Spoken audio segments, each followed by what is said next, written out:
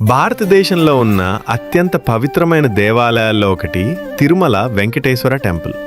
ఇక్కడ నివసిస్తున్న దేవుడు వెంకటేశ్వర. ఆయన్ను ప్రజలు ప్రేమగా బాలాజీ, శ్రీనివాసుడు, గోవిందుడు అని పిలుస్తారు. ప్రపంచం నలుమూలల నుంచి ప్రతిరోజు లక్షలాది మంది భక్తులు ఇక్కడికి వచ్చి స్వామివారిని దర్శించుకుంటారు. కానీ చాలామందికి ఒక ప్రశ్న ఉంటుంది, తిరుమలలో బాలాజీ ఎందుకు పూజిస్తారు? ఈ ప్రశ్నకు సమాధానం హిందూ పురాణాల్లో చెప్పబడిన ఒక గొప్ప కథలో ఉంది. విష్ణు భూమికి ఎందుకు వచ్చాడు? హిందూ పురాణాల ప్రకారం ఒకసారి భృగు మహర్షి దేవతల్లో ఎవరు గొప్పవారు అని తెలుసుకోవడానికి పరీక్ష చేయాలని నిర్ణయించాడు. ముందుగా ఆయన బ్రహ్మ దగ్గరికి వెళ్ళాడు. బ్రహ్మదేవుడు మహర్షిని సరైన రీతిలో గౌరవించలేదని భావించి ఆయన అక్కడి నుంచి వెళ్ళిపోయాడు. తర్వాత మహర్షి శివ దగ్గరికి వెళ్ళాడు. అక్కడ కూడా అతనికి కావాల్సిన గౌరవం దొరకలేదని భావించాడు. చివరకు ఆయన విష్ణు దగ్గరికి వెళ్ళాడు. విష్ణువు విశ్రాంతి తీసుకుంటూ ఉండగా మహర్షి కోపంతో విష్ణువును కాలితో తన్నాడు. కానీ విష్ణువు కోపడలేదు. ఆయన వినయంగా మహర్షి కాళ్ళు పట్టుకొని, మీ కాలు నొప్పిగా ఉందేమో అని అడిగాడు. ఈ సంఘటన చూసి మహర్షికి విష్ణువు ఎంత దయామయుడు అని తెలిసింది.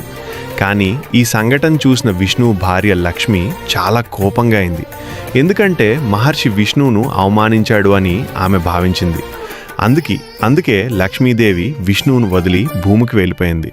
విష్ణువు తిరుమలలోకి రావడం, లక్ష్మీదేవి వెళ్ళిపోయిన తర్వాత విష్ణువు చాలా బాధపడ్డాడు. ఆమెను వెతుకుతూ ఆయన భూమికి వచ్చాడు. చివరకు ఆయన తిరుమల ప్రాంతాన్ని చేరుకున్నాడు. అక్కడున్న కొండల మధ్య ప్రశాంతంగా నివసించసాగాడు. ఈ ప్రాంతాన్ని శేషాచాలం హిల్స్ అని పిలుస్తారు.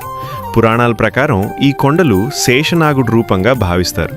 అందుకే ఈ ప్రాంతం చాలా పవిత్రమైందిగా భావించబడింది. విష్ణువు అక్కడ శ్రీనివాసుడు అనే పేరుతో జీవించసాగాడు. ఆ సమయంలో ఆయన ఒక చీమల గుట్టలో ధ్యానం చేస్తూ ఉండేవాడు అని కథలు చెప్తాయి. పద్మావతి దేవితో వివాహం. ఆ సమయంలో పద్మావతి అనే రాజకుమారి భూమిపై జన్మించింది. ఆమె ఒక రాజకుమార్తె. ఒకరోజు శ్రీనివాసుడు పద్మావతిని చూసి ఆమెను ప్రేమించాడు. కొంతకాలం తర్వాత ఇద్దరి వివాహం జరిగింది. ఈ వివాహం చాలా ఘనంగా జరిగింది. కానీ వివాహానికి చాలా ఖర్చు అయింది. అందుకే శ్రీనివాసుడు దేవతల దగ్గర నుండి అప్పు తీసుకున్నాడు అని పురాణాల్లో చెప్తారు. ప్రత్యేకంగా కుబేర దగ్గర నుంచి ఆయన అప్పు తీసుకున్నాడు. ఆ అప్పు ఇప్పటికీ తీర్చాల్సిందని నమ్మకం ఉంది. అందుకే భక్తులు స్వామివారికి హుండీలో డబ్బులు సమర్పిస్తారు. ఆ డబ్బు ద్వారా అప్పు తీర్చబడుతుందని ప్రజలు విశ్వసిస్తారు. బాలాజీ అనే పేరు ఎలా వచ్చింది? శ్రీనివాసుడు తిరుమలలో నివసిస్తూ భక్తులను రక్షించేవాడు. కాలక్రమంలో ఆయన్ను వెంకటేశ్వరుడు, బాలాజీ, గోవిందుడు అనే పేర్లతో పూజించడం ప్రారంభమైంది.